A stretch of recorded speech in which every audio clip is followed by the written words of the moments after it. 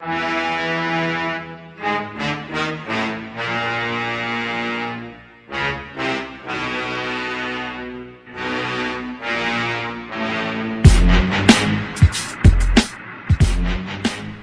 and gentlemen, it's the Big Jiu-Jitsu Show. Remember the Podbros Podcast Network. Don't forget to go to podbros.com. Find yourself a podcast you want to listen to. And don't forget to check out our sponsors, Trap and Roll Soap Company, Tape Armor, and Rolls Gear.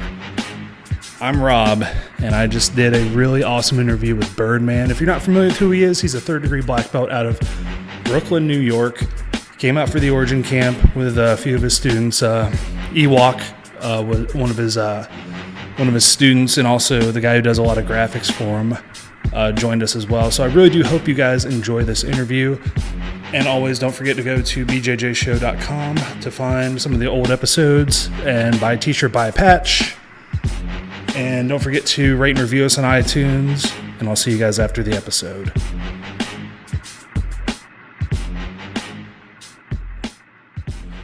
Word. So, ladies and gentlemen, it's the Big Jiu-Jitsu Show, member of the Podbros Podcast Network. And today I got Birdman on the podcast with me to talk about some Brazilian Jiu-Jitsu.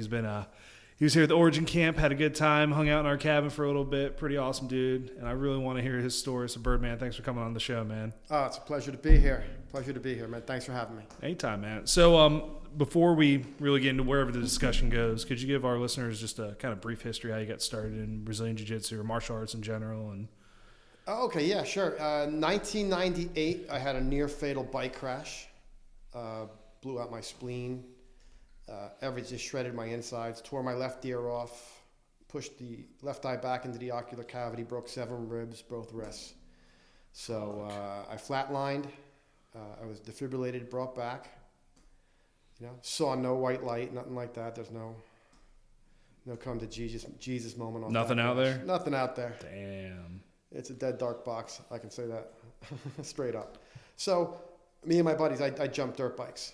Okay. BMX dirt jumping. So everybody I trained with was like, we're hanging it up. We're not, you kind of understand the risks you're taking until you cash in and somebody gets hurt and then everybody's out. So me and a couple of that crew were like, well, we got all this vacant time now because we're not, I was riding BMX bikes every single day.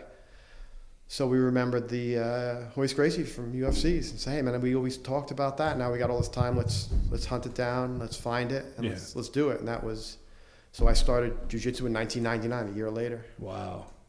And who was that under that you got? Renzo Gracie. Nice. Because you're right there in Brooklyn too, right? Well, he's in Manhattan. That was on Chow's, and then 37th Street was the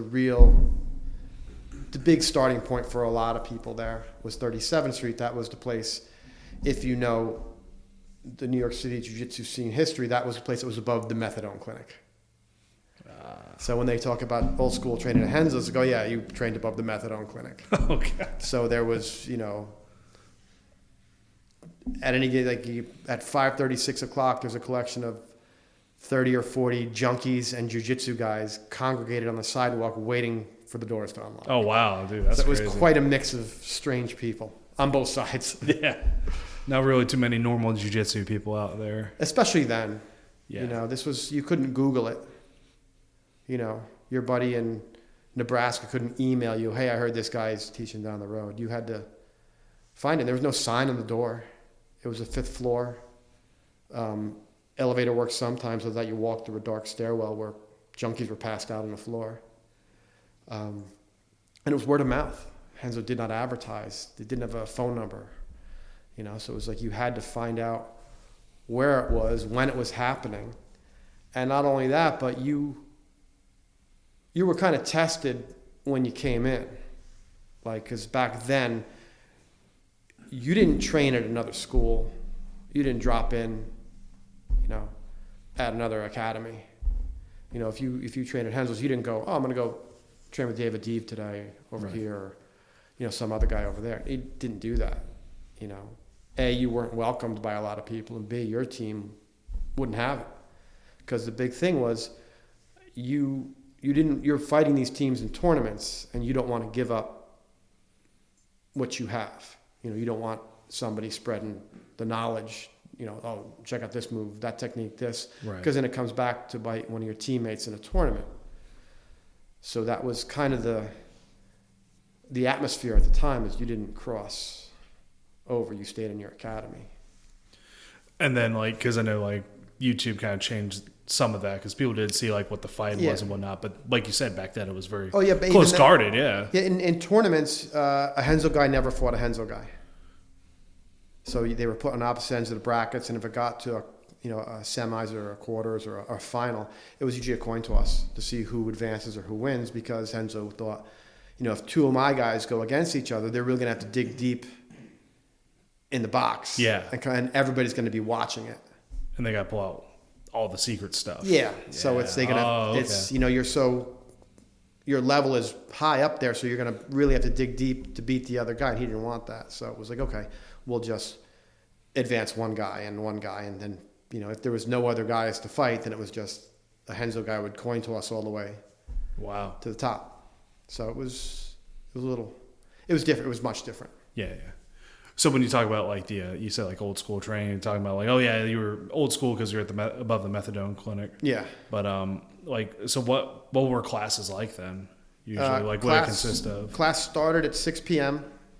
Renzo would get there to unlock the door around 6:30, 6:45. You'd get on the mats, and it'd be, okay, guys, roll.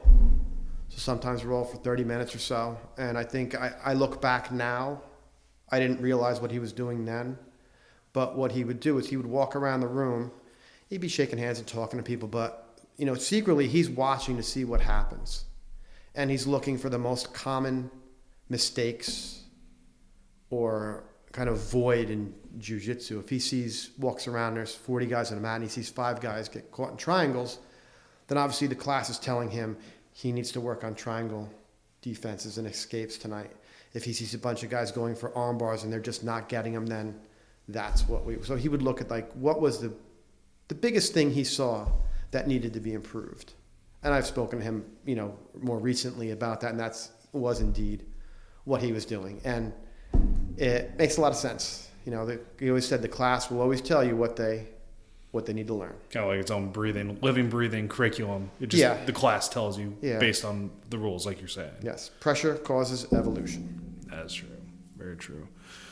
So you've been training there for a while, and then you started your own academy as well, right? Yes. I bounced around to a few different places. I got connected with a Renzo Gracie black belt named Jamie Cruz.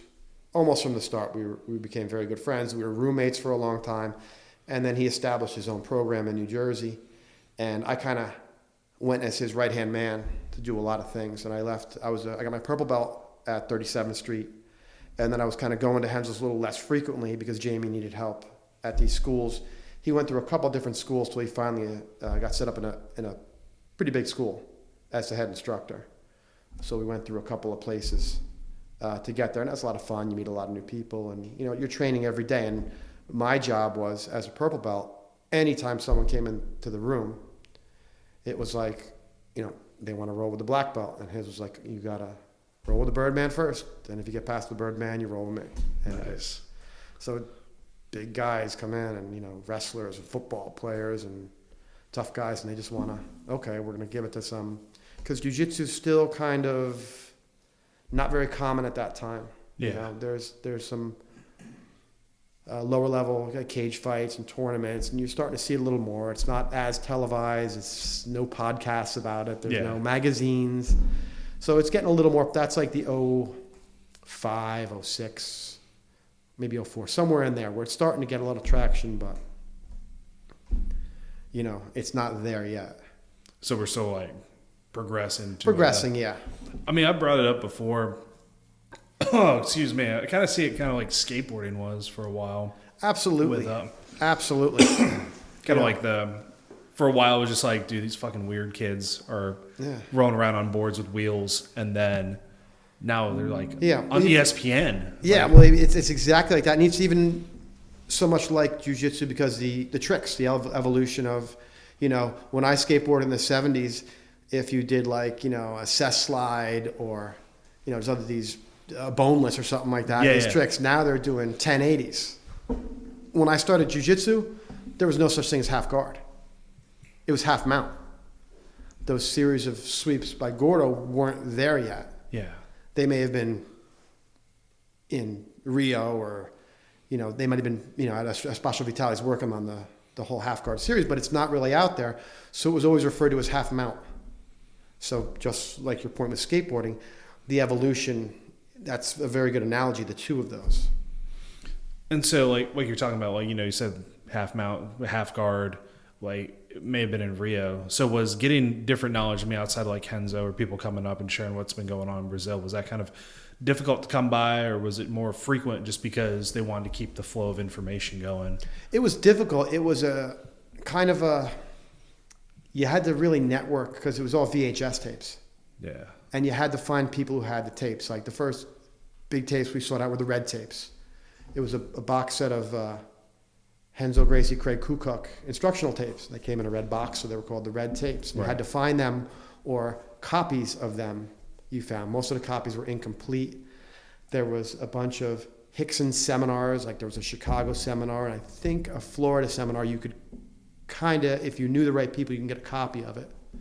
Like a pretty grainy copy, but you could get them. Yeah. Hickson had the ponytail in Chicago when he runs through 35 wrestlers or something like that at the end of it. That guy's a powerhouse still though, but man, he was definitely such a legend, inspiration. Yeah.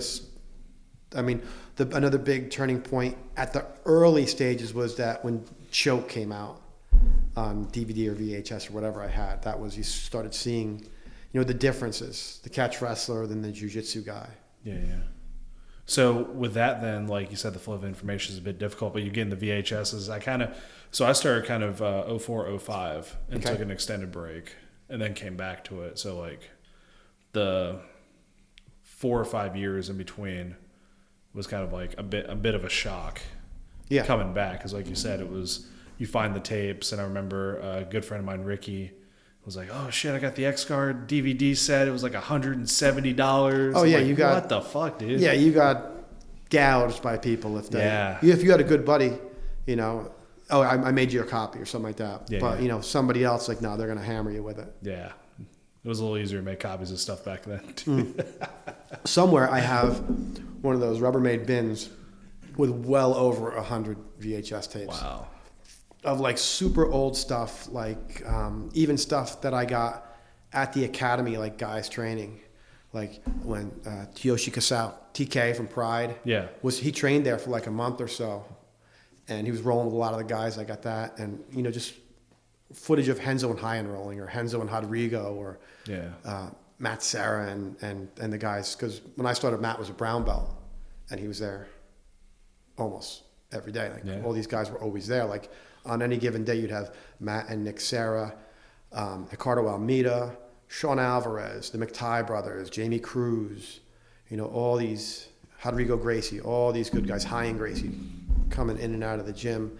And then classes were sometimes 3.5, 4 hours long. And then the MMA guys would start at like 10:30. They'd come out on the mats, now they're in their fight shorts and their gloves, and they're training. Like Daniel Gracie worked there a lot when he fought in Pride. Yeah. So you hang out a little bit, on the side, and they'd be working their drills and their stuff. So it was, we could never repeat that time. Yeah. Renzo was fighting Pride. I was there the whole time he prepared for Sakuraba. Wow. And I still have the walkout shirts. Yeah. So to get shirts made, t-shirts, you got to get like 2 or 3 dozen. Yeah. And they needed like 5. So I got these extra shirts. So anybody, $10, whatever, And like the blue Storm fight shorts, I have a pair of those just because when you print them up, you have these extras. And if you're there all the time, then somebody says, hey, we got this box. And you'd buy a shirt or 2 or whatever that he had, That is, yeah. Because I keep forgetting about like kind of the logistics of it back then too. Like that's something I think a lot of people don't think about as well. Because back then too, gis, you couldn't get them. Yeah. Storm, the guy I think Alex was from Queens. There was a company, Valhalla. They became Sprawl Shorts. Yeah. So you could kind of get those if you knew the right people. And I went to Brazil in 2000, I think, and I bought a bunch of gis and brought them home. And that was, that lasted me a couple of years. So I had KF Fighters and Krugans gis. Like, they were the cutting edge of the time. But that was, I got lucky with that. But other than that, you couldn't go online, and anything with mats. We needed mats at one point. Without the internet, how do you find jiu-jitsu mats? You gotta get old wrestling mats or something. Or you gotta try wrestling mats. You gotta go to gymnastic places. Just say, hey, if you have leftover mats, or some karate places might have them. You just gotta really do the legwork and go out and look for them, because we had a training schedule. It was Monday, Wednesday, Friday, Saturday. Yeah. Okay, so the guys who got better were the guys who had mats, and whatever we worked on Monday, if you had a training partner in mats, you could drill that Tuesday all day. All right, with the guys who didn't have training partners, the mats couldn't. So they didn't get as sharp on that technique as the other guys did.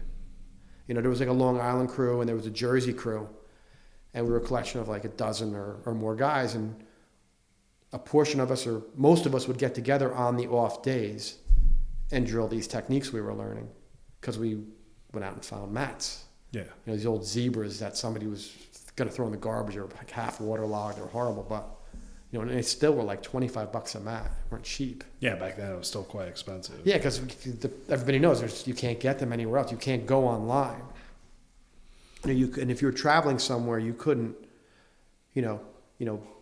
Siri, I'm going to Fort Lauderdale. Who do I train with? No, if you're there, you just gotta look around. Oh, there's a guy with a busted up ear. Let me ask him. You train jiu-jitsu? Yeah, where? Over here. So you had to kind of hunt it out. Everything had to be kind of not necessarily do it yourself, but you had to go and find it. It never came. No one ever came to you and gave it to you.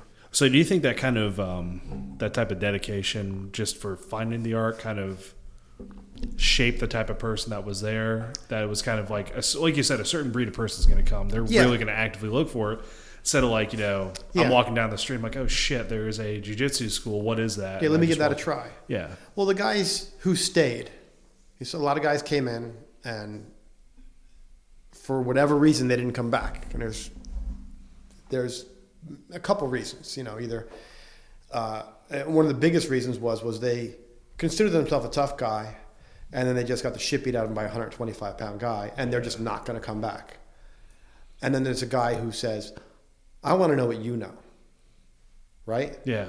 I'm a big, strong guy, and then this guy just manhandled me. I need to know. That's where I was. I was a smaller guy, but I needed to know. Like I saw these other guys. There was a guy, Vinny, who was a purple belt, who kind of helped us. He's a Brazilian guy. He helped a lot of the white belts. It's like, I aspired. I'm like, someday I'd love to be a blue belt. Because there was like a purple belt and a brown belt and some blue belts and a whole lot of white belts that were kind of coming and going. Yeah, because blue belt back then was still like a mythical. Well, not that. Like mythical. I said, 2004 or 5, I was still like, holy shit. I had a coach who was a brown belt, and it blew my mind because a lot of other clubs in North Carolina, I think we had one black belt. Yeah, I got my blue belt in 01.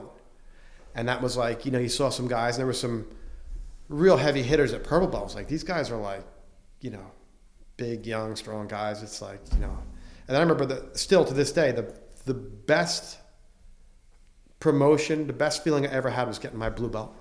Really? It was, you're working hard, and how Renzo does it is, while you're rolling, he sneaks up behind you and he smacks you on the back with the belt. So, for the first time, because there was no stripes. Yeah. I get the acknowledgement from my professor. He cracks, you look over, and there's smiling Renzo, handing you the belt. And that's nothing, you can't replace that. You're working hard with a good crew of guys, and, they're really pushing you. And it was no easy road. There's no stripes. There's no attaboy. You're doing okay. It's, if you don't like it, leave. And then getting to purple belt was the same thing. And then purple belt especially is, for Renzo guys, that's a 5-year belt. That's a 5-year belt with no stripes, no you're doing good, no any kind of evaluation. So to stick that out is... It's pretty rough. Yeah. Now I think brown I think I was a purple belt for 5 years and a brown belt for like 6 months. So it was kind of shifted back then. It was a very short. Brown belt was a probationary black belt. It was a very short time. I think Jamie Cruz was a brown belt for maybe 2 months. Wow. I always joke it was 15 minutes, but So do you feel like not necessarily a bad thing or a good thing or whatever, just kind of different? Do you think a lot of places using stripes have helped out keep people sticking around, or do you think it's kind of like as a white belt it does two things. It acknowledges that someone's working hard and they're getting better, and everybody really wants to hear that, especially when they don't understand really what they're doing. And for the first 6 months, not many students understand what really they're doing. They're having fun, they're getting hurt, they're doing this, they're laughing, they're crying, whatever they're doing. So they need that. And another is for an instructor to quickly look around a room. A 4-stripe, there's I'm going to give you an example of 2 white belts. Okay. There's the white belt who started yesterday, and there's the white belt who's going to get his blue belt tomorrow. Now, if you put them together with no guidelines or instructions, what's going to happen? The new guy's going to get throttled. Yeah. So you can look around and I can say, okay, you put people together. Same thing with blue belt. This guy was a white belt yesterday. This guy's going to be a purple belt tomorrow, right? So you can kind of gauge, and the students pick up like, this is who you should be with and who you shouldn't be with. I don't stripe purple belts and brown belts. Once you're a purple belt, you do your thing. I shouldn't have to save you from anybody, and you shouldn't have to, be pushed into whatever column you need to be in. You should get out there and get it. It is kind of like an interesting mental shift because I went blue to purple, no stripes, and then I did white to blue with stripes. So it was just kind of a different shift, like you said. So it's kind of like, am I doing good or not? Like, where the fuck am I? But then, now at purple, I didn't have when I moved to Germany, I didn't have a coach. So I just kind of started doing my own thing, running a club on base and whatnot. And then I'm just kind of like, fuck it. Whenever it happens, it happens. So I think, you're good. You're good, man. Trust me, this is a show where people... That's me unscrewing my wooden leg. Nah, it's all good. No, it's just... the mental shift's a bit different from I feel like blue... I was told blue's kind of the hardest. Usually if you stick through blue, you're good. Well, it's a decreasing percentage. Like of all the white belts that start, maybe 40% of them will go to blue, and all the blue belts that start, maybe 20% of those will get to purple, and all the purple belts there, 10% will get to brown, and of the browns, 2% will get to black. There's some kind of a formula out there. I know that it can be calculated. But that's probably close to the numbers that it would be. So if you extrapolate that back to the white belt, it's like 1 in 1,000. Will make. It's like salmon swimming upstream, they're all not going to make it, but enough are going to make it to start the next generation of fish. So I mean, that's kind of, again, it's if you think about jiu-jitsu, it's very Darwinian. Yeah. Right. Not everybody's going to make it through, and like I said before, the pressure causes evolution. That's Darwin right there. What was killing it in tournaments a year ago is getting crushed now, because everybody sees it and they figure it out, and they figure it out on such a quicker rate because of the internet, the interwebs, it's the Wi-Fi.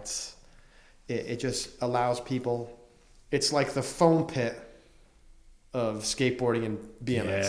Yeah. I didn't have I had to crash on concrete over and over and over to learn the trick. Now kids come up to camps like this and they just do triple lindies into foam pits, and there's no consequences. Yeah. Until they're got it dialed in, and then they do it. So the modern athlete has all these support systems that allow them to be healthier. And this, I mean, we had Tylenol, I think, and that was it in the early jiu-jitsu. There was no fancy braces. Yeah. There was no jiu-jitsu specific tape. There was no, you bought a cheesy mouth guard at CVS or something. There was, and if you how do you find headgear without the internet? Gotta go find a wrestling store. Yeah, how many wrestling stores have you ever been to? Yeah, or what was it? Because I wrestled in high school, and you're like, oh shit, where do I go? You got to find a high school kid to go and steal one out of the locker room. That's how you get headgear. Or the coach gives you this like terrible pair of them. But yeah, it was like, or magazines, and then or catalogs. Like I always remember, I always bring back the skateboard because I don't know. For me, I always see these parallels between the two sports. Yeah, that's absolutely 100%. We got a. Oh shit, dude, that was a rad tattoo, man. I think I'm gonna post that. I need to get a picture of that posted up on the page. Speaking of skateboarding, I have my Upland Skate Park ID card. Really? Upland, California, the concrete combi pool. Yeah. Before I skated that when I was a kid. I got to pick. I'll find it later. Yeah. But I still have my card. Dude, I was 15, I think. Skated the combi pool. I still have the card, and there's a website somewhere. It's a collection of pictures of everybody who's posted it. Like Tony Hawk is there, Lance Mountain, Jason Jesse, Gator, he's up there. So it's everybody's pictures from the Upland ID. It's yellow. It's very recognizable. Wow. So. Yeah, I mean that's a lot of history there too for skateboarding. But I mean, like I said, damn dude, I'm sorry, Ewok, yeah. Ewok 1. I didn't know if I was cool to call you that on air, but yeah. So Ewok showed me this really badass tattoo he has on his calf. That's how we kind of have. Yeah, if you want to jump on the mic, man. Okay, cool. But a lot of going back to Ewok is you've seen our stuff, right? Our clothing lines. Yes. Yes. Everybody says that. What does it have to do with jiu-jitsu? Nothing. That's badass, man. Yeah. Everybody's got the triangle and the two big guys hugging. Yeah. That's not jiu-jitsu to me. I understand the meaning of it and that, but I go back to like Craig Stesic, who did all the graphics for the early Alva and then the Pal Peralta stuff. I mean, all that. Like when he did all the Tony Alva ads in the magazine, Skateboarder magazine in the 70s. Their goal was to have nothing to do with skateboarding because it draws you in. What is this? Same thing with us. We're about graffiti. We're about badass motorcycles and just old skaters. Yeah, it's skateboard graphics and stuff that we were kids that we really dug on. It was cool and that's it. Yeah. Tattoos, bikers. That's the collection of people we're with, and that's kind of how jiu-jitsu's now in that envelope with it in our community of people. It's like we'll be hanging out, and it's like okay, it's this. We're not all jiu-jitsu guys, but some guys are taking jiu-jitsu, and but they all appreciate what we do and the art, and they got to have the T-shirts. It's not just the jiu-jitsu guys looking for the T-shirt. It's most people because it's creative, it's fun, it's different, it's exciting. Yeah, and like you said, it's stuff that's eye-catching. It's unique, and I think uniqueness and stuff that like you said, people grew up on that stuff, and they were like, oh shit, that's badass. You were here day one, right? What's that? Day one, yeah, I was here. When we all rolled out wearing the shorts. Yeah, I was like, oh fuck, man, those are badass. Somebody started. What? They were their Origin. Axiom custom-made shirts we had made with the logos and they had the stripes. And somebody started a room and was like, dude, that's that badass Sambo school from New York City. We were like, for like a night, we were like, everybody's afraid. Like, it came back and we found out. So everybody's like sweating like, oh my God, these Sambo guys are going to come after us. Just toss us on our heads. And like, well, if you're not Sambo guys, why are you wearing shorts? Shorts are cool. Why wouldn't you wear shorts? It's summer. It's summer camp. These are gi shorts made in America by Origin. They're absolutely fantastic. And you know what? About 50 or 60 people came up to me in 2 days saying, hey, man, how can I get a pair of those? And then there are other guys, they saw somebody in a Birdman shirt. Like, are you the Birdman? I need a pair of shorts. Do you have a 34? Guys in my cabin, when they got the rash guards, I thought they were going to shit their pants. Yeah. Did I get you a rash guard? I haven't got one yet. I'll get you one. Oh, what size? Oh, shit. XL. Double X? You'll do double XL. Okay, yeah, everybody live here, I'm fat, all right? Cool. No. They're a size up. Oh, have you worn you worn an Origin rash guard? Yeah. I'm usually XL or double X. Actually, no, I'm double X. I got double X. I should have brought it up here. I didn't have a free hand. I was carrying a semi-adult. That's way more important. I was carrying a semi-adult beverage. Wait a minute, semi. That's it was proper tea, an adult beverage like coffee and. No, semi-adult. I drank this when I was a semi-adult. I still drink it now, but. Nice. Oh, dude, that's awesome. I got some shit for you too, man. Awesome, yeah. Yeah, so I catch in, like, it appeals to people, and that's some, like, crossover stuff, and I feel like that's the type of stuff I feel is going to bring more people in. It's friendly and it's inviting. Like, I'd love you to come down for my academy. The academy is the same thing. You walk in there, people come in, they think it's like, this is an art boutique? This is a cell phone store? Is this a coffee shop? Yeah. People don't know until it's like, no, this is a jiu-jitsu school because the walls have murals and graffiti. We have this mid-century soft seating, and we have this beautiful Origin Brooklyn Pro Shop, and it's a high-end Italian fixturing, a coffee bar against the window with hot, the seats. Oh, shit. People just don't know what to make of it. And eventually they kind of come in. It's like, what do we do? We fight. Remember, our opening night was New Year's Eve. Midnight. Wow. Midnight. So we're working in the afternoon trying to finish the gym because we had 30 days to build out a gym. He had 2 weeks to paint. I had 2 weeks after that to do all the construction, get the mat, get everything done. And we finished 15 minutes before people showed up. Wow. So we were working through the night. One of those on the mats. Yeah.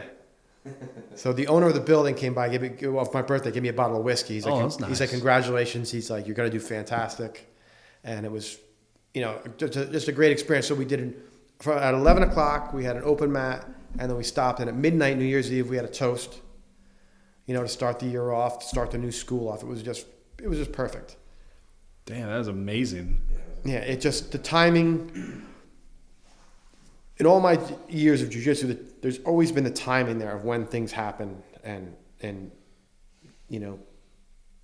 kind of came together. Like, I just got my black belt, and all the guys in the gym on me like, hey, you got to get a life now. Yeah. You got nothing. You have 6 gis, a computer, and a Walkman. When you sleep on a futon mat, you got to get a life. You're 40 years old or whatever, 43 years old I was. You got to do something. So they talked me into going on a dating site. I said, I'll give you 30 days. You never told me this. Yeah. No, so I said, I'll give you 30 days. I'll give you 1 month. I'll pay for 1 month on this thing. Yeah. So I go on. I meet a girl, and she said, yeah, her father had just passed away, and she told herself she was going to give her 1 month. And just to see if she could find somebody.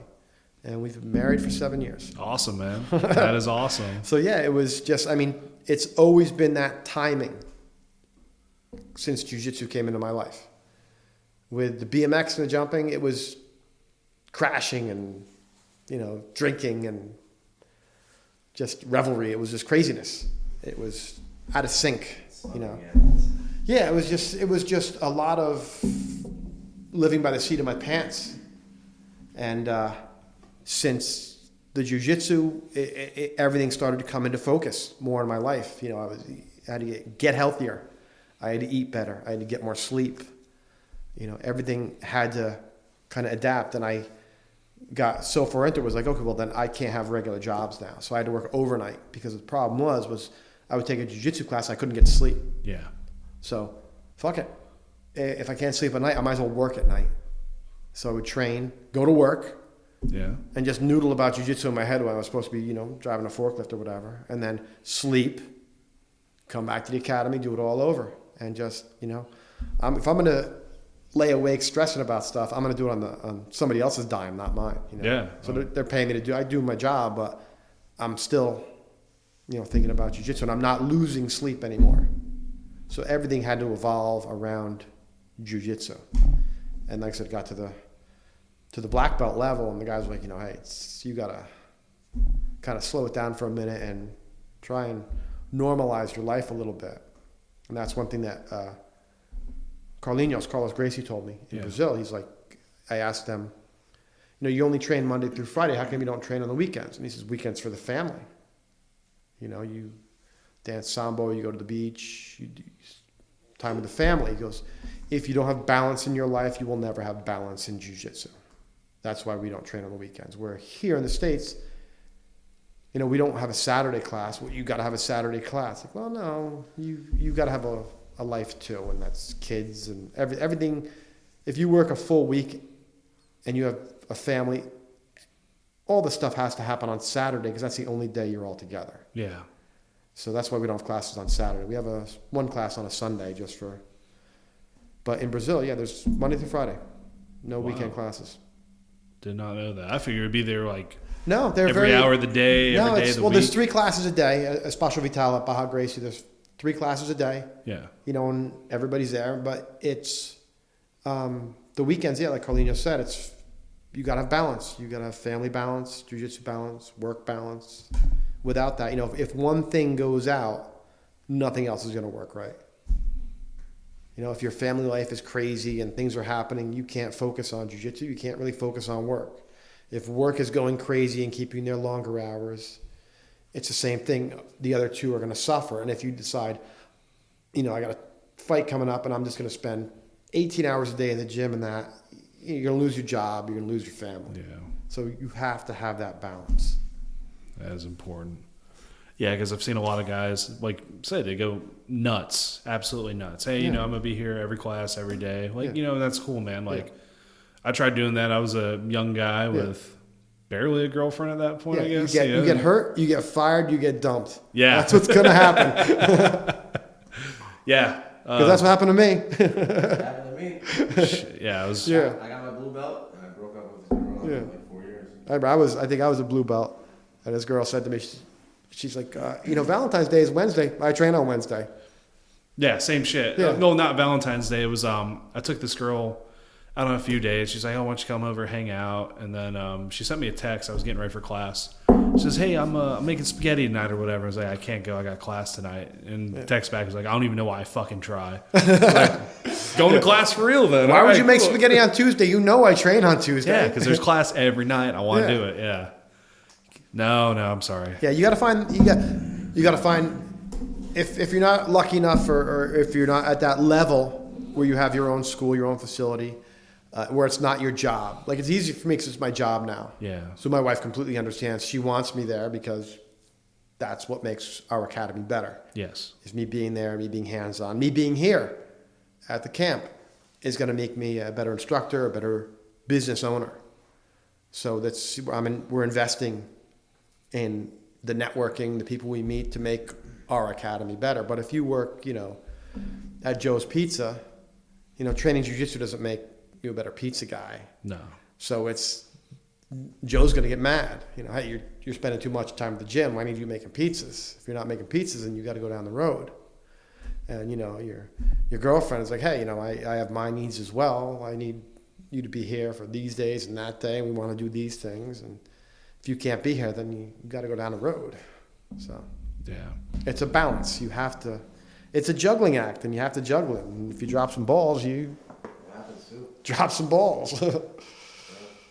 Sometimes it's difficult to pick them back up, though. It is. You can't pick them back. They're gone. You got to get new balls, and I got to find another job. Another Joe's Pizza will put up with my bullshit, and another girl who will put up with my bullshit for 6 or 7 months. I was gonna say, you get the countdown started. See, I knew that. I just sequestered myself, and I told my boss knew I was an asshole. So it was like, listen, if you could just put up with this for a couple of years, I'll work as much as I can, but I'm gonna come in with black eyes, no teeth, swollen everything, limping, they get it.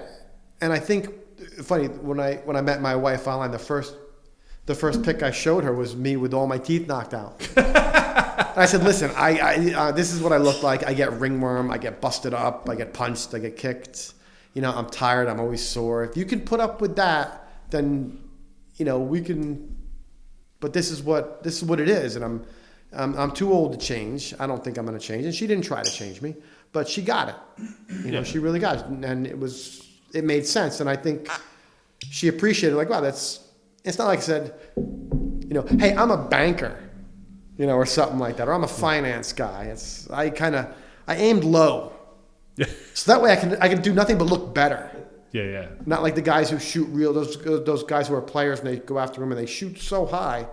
Eventually they get found out, and it's like, okay, this guy's a scumbag. He's a shit talker and whatever. He's gone. But if you shoot real, that's my advice for your podcast listeners, you young men out there.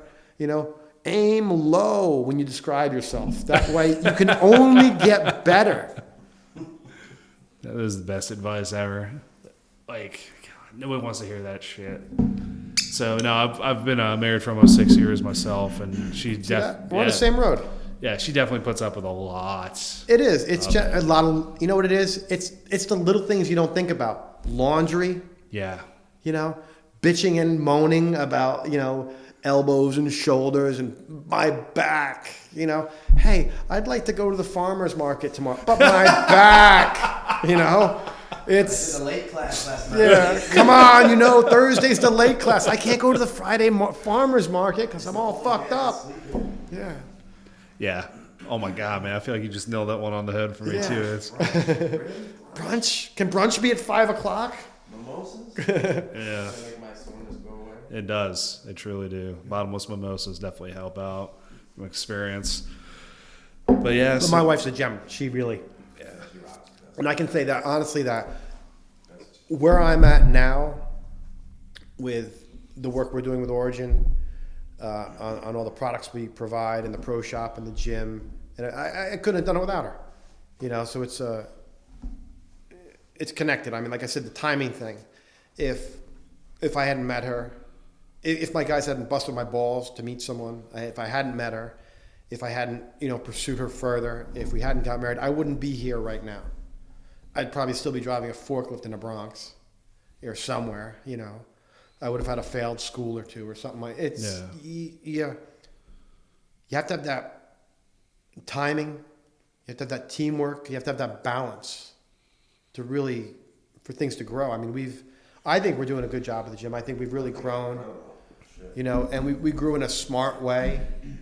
We're not tricksters. We don't try to sucker people in with contracts and rip them off. Our gym is so straightforward. Everybody pays the same price. There's no contracts. You see me once a month. You pay me. You pay me a fair price. I teach you great jiu-jitsu, and that's a fair trade-off. And if you can't live with that, then hey, best of luck on your jiu-jitsu journey. There's other schools in town that can probably help you out. Yeah. But this is what we do, and we do it very well, and that's why we're still here. That's why we're 6 years in, and that's why we have, great people who come in and do seminars, and that's why we have, a great product, American-made product like Origin, and all of our T-shirts and the Origin Lab supplements, because it's you timing and just aligning yourself with very good, very honest people. Yeah, and if you surround yourself with the people that work, then it makes a hell of a difference. It makes it easier. Yeah. I don't have to, lay awake at night like, oh my God, am I getting fucked on this? Or is this shit going to come in? Or is this? No, it's you call the guy delivers. It's very easy.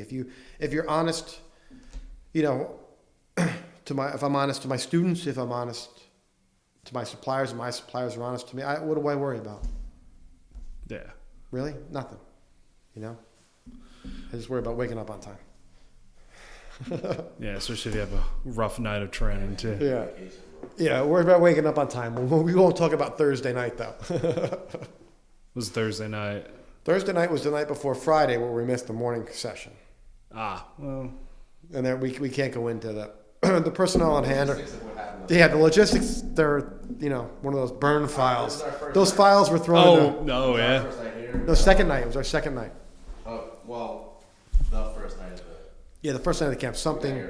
Yeah, we had we had a little bit of fun with some people. And nothing wrong with that. I know there's nothing wrong with that. I'm surprised you guys didn't hear and come over. Because you're right behind us. Honestly, if you would have came over, you guys would have died. We'll talk about it after. Yeah. No worries. No, I'm fine with that, man. His arm still hurts. Oh, shit. And someone almost got choked unconscious. Dude, these are the types of parties I'm like, all right, we'll talk about that. And what did we go? Can't say anything. We went through a bottle of tequila, 2 bottles of bourbon, and a half a case of Mexican Coke in 3 hours. Wait, what kind of Coke? Mexican Coke. Oh, bottle Cokes. Okay. Mexican Coke. We did this in 3 or 4 hours with 5 people.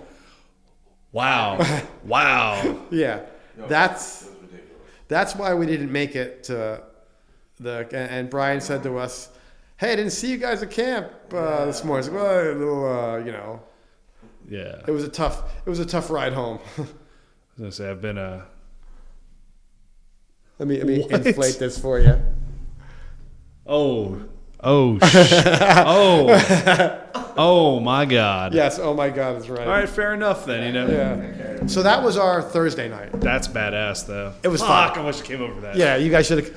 Well, now I wish for next year we know. Yeah. We'll get some kind of a text group together with like an emergency button that we'll just hit when something like that's going on. And It's it like, goes guys, out. come over and get involved. Yeah, and bring ice.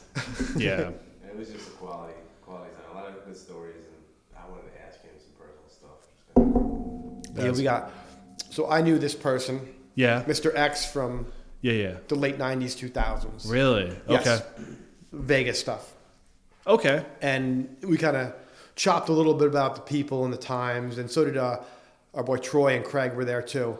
And Troy has a real West Coast thing. Yeah. So, like Oakland, Frisco, and everybody knew some stuff, and we were laughing a lot. We knew some of the same people. And then I got punched in the arm at some point. Oh, by Mr. X? And then we had a couple Eskimo Not a brothers. bad punch because just good. Yeah. Yeah. We had some Eskimo brothers, so that kind of got out there. You always find the Eskimo brother once the booze comes out. Yeah. Oh, yeah. It was interesting. Definitely pulled. Oh, God. He was like, hey, you know her? Do I know Have her? hers, yeah. But when? And for the record, I was not one of the brothers. Yeah. I was safe and clean. Fair enough. That works out well, then. It was fucking awesome. Damn, man. Yeah, it was a good night. Biggest regret of the camp so far. I think we right now rolled for me. up. I think we rolled it up around 4:30 in the morning. Yeah, I couldn't hang. Yeah, it was like. Fell out. Wait. Oh, dude. I was up Thursday night. Did you hear us? We were No, laughing 'cause- so How hard. did you not hear us? Yeah, you're right. How I'll did you explain not- why I didn't No, hear you have an y'all air conditioner. afterward. You have an air conditioner in your room. That's why. No, you didn't I hear us. walked past y'all's cabin at around 3:30. We were kicking it. You had to have heard us. Yeah. I might have. It was disgustingly loud. Yes.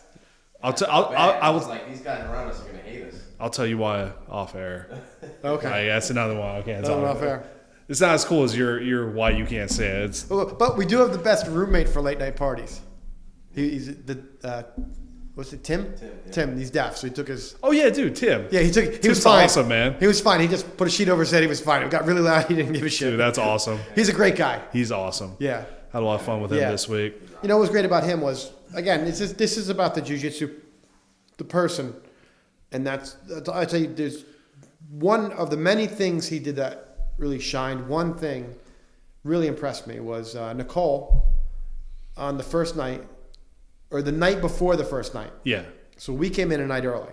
Yes. We were Wednesday night, Okay. and Thursday was a check-in. So there was a group coming in from LA at 3 a.m. So it was like He helped out. 2 or 2:30, and I couldn't sleep. So we were walking around. I went swimming. I did this. Nice. He was staying up to help her set up cabins for these people, Wow. just because he was excited they were coming in. And those are the guys you want to be friends with. Those are the guys. I hooked him up with the rash guards, T-shirts, all kinds of stuff. And he knows. He ever comes to New York City, he texts me. He's the homie. Yeah, he's down with us. Yeah. We'll treat him like family. Any of you guys come to Brooklyn, ask Brian. We treat people like family. You're in our town, and we take care of things. We got restaurant people, bar people. We know we got connections. Yeah, Nice. you need hotels, whatever. We know somebody who does something, and we want that experience of people coming in. Like Brian came in one time. Well, 13. yeah, we took them all over the place. Yeah, Lucky 13. If you come down, we'll take you to 13, man. That's like it's some metalhead bar, and out of the blue, like these 4 chicks from Staten Island will come up, methed out, dancing on the bar. Yeah, it's not a strip club, but Might as well be. Some people just feel the need to do it, man. they feel need to do it. Nobody stops them, and it's like it's a little crazy. And it's just a dirty little nasty bar on a side street. You wouldn't even know it was there. But we did it just because we wanted to see how Brian would react. Yeah, He was just like damn. Well, shocked. he came down. We did a grand opening seminar. We opened in January, but I waited till June. Weather be warmer, more people will come out. Yeah. So that's our grand opening party. It's So- kind of around our anniversary anyway. Kind of our anniversary's in July. That's when I first opened the school. So I talked to this bar in near us. We kind of go there. It's our go-to place. We like to frequent one place or 2 places, just so we get to know the people. They get to know us. We want to support the local businesses. Yeah. So we go to this bar, and I had a party there beforehand, which we became legendary in the bar after this party. So I woke up before and I'm like, we want, a buffet kind of set up for my guys. And I woke up like, okay, I want to buy 100 shots of whiskey right now. How much? So he throws me a price. Okay, boom, cash in the bar. I'll buy 100 shots. And Brian, I might just cross them off as we take them. So I'm telling people, shots at the bar. Shots at the bar. We eventually, we ate that 100 shots up pretty quick, probably within an hour or so. But it's funny, my mom was there. She came down for the thing. So I'm walking around and I said, oh yeah, by the way, I just bought 100 shots of whiskey. And she's like, do you remember the last time you tried that? And I just started laughing. I'm like, did I really try to do that at some point in my life? Where my mom's going to give me the warning? Like, do you remember the last time you tried that? I'm like, no. They're for everybody, not just me. It's not for me. Yeah. God. Oh, okay. Wow. Dude, yeah. That wasn't even the end of the night. The night kept going. Oh, the night went on for, I'm like, okay, now we're going for tacos. Now we're going to this bar. We went to this bar and just tore it up in this place. And it was crazy. And at like midnight, I'm like, I got to go. Like 12:30. I'm like, there's nothing positive that can happen to me after this. Yeah.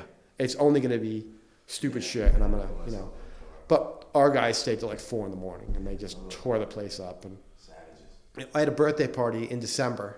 It's my 50th birthday. So we go to this bar and we drank 450 shots of whiskey in 4 hours. That's awesome. And didn't break a single glass. That's even more impressive. That's 85 because there's people. Always one person, oops. Yeah. Oh, and they just drop it. I think we had 80 or 85 people in the bar. And we got this one guy who loves to get all huggy and say, I love you. So we had bets. We always have a bet when he's going to say, I love you to another man. That's the going thing. Dude, that sounds like a real solid group of people, though. Yeah, so you got to come down. Next time we do an event, I'll get you guys. You're in Germany, so it's going to be tough. I'm coming back stateside in March. Well, you tell me when. We'll build something around when you're here. Oh, shit. Dude, let me just run around the microphone, just ask people questions, man. I'm all about that. That would be fantastic, because you'll get some crazy-ass fucking answers. Absolutely. I'd love to do that. Yeah. Yeah, I got to reconnect, because my mom, and I feel bad about it. She passed away back in 2008. And, oh, sorry, man. No, it's all good. She's from Brooklyn. I just don't know specifically where in Brooklyn. Anything. Nothing? We talked about it. Any specifics, if you can, I'll do a little digging. Yeah, Google, man. Yeah. The Googles. I could probably talk Call Google up. He'll tell you. Google, I need to know. But you don't even know what parts? Like where? See, birth certificate? We do have a birth certificate. That's where you start. Yeah, I was going to say, but that's the, I got to figure all that out. Don't do the DNA thing, though. No, that's how they get all your info, man. That's right, man. Yeah, I know. That's how they put fucking serial killers in jail. Yeah. Not that there's any serial killers in the room, but it's just you never know. You don't want a fucking old uncle who was getting his shit on in his 70s. It's like, hey, what's your... Listen to this album. That album. Oh, Thriller? No, yeah, fuck. No, but so one last question I did want to ask, because it's always been something that's been interesting to me, right? It's like places like Henzo's, talk about your place, talk about, say like Atos, middle of San Diego, stuff like that. Really awesome academies that are in really big cities. Like, I feel like, because, I came up through schools, they're just kind of like not mom and pop schools, but they're like standalone schools or in a strip mall out in suburbia and stuff like that. Like, what do you feel are like some of the main differences between having an academy like entrenched in the city where you've got like all of this awesome stuff going on versus, like out in the strip mall next to like the lighting store and the carpet store and, by Walmart? The strip mall has it so much easier than me. Because they're the only game in town. Yeah. Right? Right. My biggest competitors are my teacher Renzo and Marcelo Garcia. Those are my closest competitors. New York City is. Yeah, New York City is. I mean, we have that population density. Yeah. But if you're in a secondary city, if you're in, Jersey, Fort Wayne, Indiana. Yeah. How many jiu-jitsu schools are in Fort Wayne, Indiana? One, I think. Yeah. How many do we have in Brooklyn? 60? Wow. I don't know. There's a school. There's within a 10 block radius, I can think of 5 schools. And there's one school that's like 450 square feet. Okay, you can have 5 guys on your mats at once. Whatever. But there's other schools that offer this, offer that. I teach jiu-jitsu how Renzo taught me, how Jamie Cruz taught me. And I provide a quality product and fairly, and that's what I do. But it's still, we have that competition of, there's a lot of schools. Everybody's moving to Brooklyn. I guess Brooklyn's the hot spot. You got, it's like ripples. Everybody's going to San Diego, and everybody else who's not going to San Diego is going to Brooklyn. There's every week I hear, this school opened up over here, or that school opened up over there. They're looking to open up. Yeah, someone's looking here, someone's looking there. So there's a lot of schools. So it's a lot of competition. So, yeah, the guy in Fort Wayne may not be as slick. He may be a brown belt or whatever, but he's got a captive audience. Yeah. Well, it does make sense. Yeah, he has a lot fewer worries than I have, and I have to, stay sharp. That's why I'm training with great guys up here, always learning new things, I'm still learning. I crave that knowledge. I want it. I want to refine what I do know. And I have to constantly be immersed. I'm at Renzo's twice a week in the general class, the black belt class, whatever. I'm always there, just trying to make my jiu-jitsu better and make me a better instructor. So you have to really stay on your game in the city, where in the strip mall you don't have to be as on top of things. Maybe you see your instructor twice a year. I know that a lot of those guys in secondary cities are under another guy who comes in a couple times a year and does seminars and promotes and does this. But if that's what it takes to get jiu-jitsu to that demographic, okay, that's what it takes. Eventually, it'll build up where this guy gets a black belt, that guy gets a black belt, and this guy, and then they open up their schools kind of in an area, and then there's competition, and the competition hopefully raises someone's level up. Right. The level rises, because that's what jiu-jitsu needs to survive and to move on to the next group. It's incumbent on me to do as good a job as I can to teach my purple belts and brown belts to everybody as much as I can to get them get them good at what they do and quality jiu-jitsu, and then understand how to teach and how to pass it along. Because if you don't teach someone how to pass it along, it disappears. Right? Yeah. Like I was talking about wheel building to someone, lacing up motorcycle wheels this afternoon. Right. And it's like, it's a lost art. No one does it. There's like one guy in every city who's in his 50s or 60s who does it because he learned it from somebody else in the 70s or 80s. But no one's doing it anymore. Wheels are being mass produced in China, or they're cast mag wheels.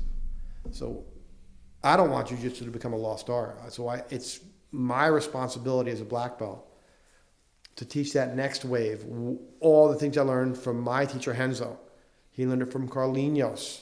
It passes along, and that's right now that's my main job, and I have to do everything I can to do it the best as possible. That's why we're here. That's why I'm training in regular classes myself. I teach a lot of classes, and I take a lot of classes still. third-degree black belt, still taking classes, still working with people, still learning, always. That's awesome. But he's teaching me things in a way, and the things that you say, I'm catching on now. Yeah. He's saying these things to us, and it's exactly the way it was said to him by people before me. And I'm catching that now in the roundabout kind of way to paint the map. Yeah, once he, a lot of the analogies I use, other black belts use, because... Coming from the source, though. But, yeah. But he's doing this on purpose. I'm realizing this now. Like, he's saying... Everything's intentional that we do. Everything is intentional. Yeah. That's pretty amazing. You're seeing it come back, and you're still learning. Because some people, like you said, just black belt, I'm fucking done. I'll never stop taking classes. I'll never stop going to the general regular class. I go to the purple belt class on, Monday night? I go to the purple belt class at Renzo's Monday night because I love the guy. Luca Atala teaches a class. I'm an old friend of Luca's. I always enjoy seeing him. He always shows something good. And I like seeing there's a bunch of black belts there. I train with the black belts. I train with the brown belts. And I hopefully can help, some of the younger belts, hey, move your hand here, this. Yeah. I can give a little input, and I can learn. I'm never so proud where I can't learn anything. A quick story. Years and years ago, when I met James, so he hates the Darce term, so I'm going to say the Bravo choke was being used. James, this is for you. The Bravo choke was being used, and we had a guy in our Jersey crew, this guy, Gerard Ridings, an elite high school wrestler. He was doing this little kind of flip from, if the Anaconda didn't work, he turned off and he did this flip and he went to the Bravo. Yeah. Which they were calling the Darce time, sorry, but the Bravo, arm and choke. And Renzo said, "What are you doing?" He's like, "What?" He's like, "What are you doing?" He's like, "Oh, this is an old high school wrestling trick." He's like, "Show me. Show me again." "Okay, show me again." "Okay, now show the class."